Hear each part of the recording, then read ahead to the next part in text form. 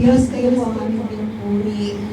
Salamat kami, Panginoon, sa natapos po namin gawain, O Lord God. Tunay nga po, hayaan niyo po kaming palakasin, O Diyos. At mga Ama, help us to really stand and answer, Lord, with all the wisdom that you have given us sa mga sitwasyon, Panginoon, na inyo pong dadalhan sa amin, O Diyos.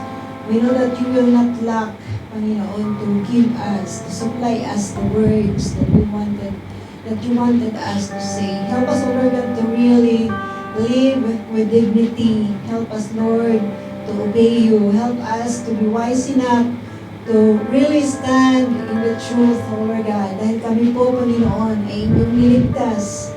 Panginoong Jesus, dinala niyo po kami sa katotohanan, O Diyos. Kayo po ang aming kayamanan, O God, na mga po ay patuloy na manaig ang aming pong pagsunod sa inyo. We glorify you, Father God. Tapos po natin ang ating mga kamay, mga kapatid. Ang Diyos na makapangyarihan, mabuti, mabait, mapagmahal, at tunay na tapat sa bawat isa, ang tunay na mamuna sa bawat isa sa atin, ingat sa atin, pagpala sa lahat ng aspeto ng buhay natin, at sa ganung mga bagay na tayo po'y pagpapalain ng Diyos, patuloy tayong maging pagpapala at maging encouragement sa mga tao na ating nakakasama. God bless everyone. In Jesus' name. Amen.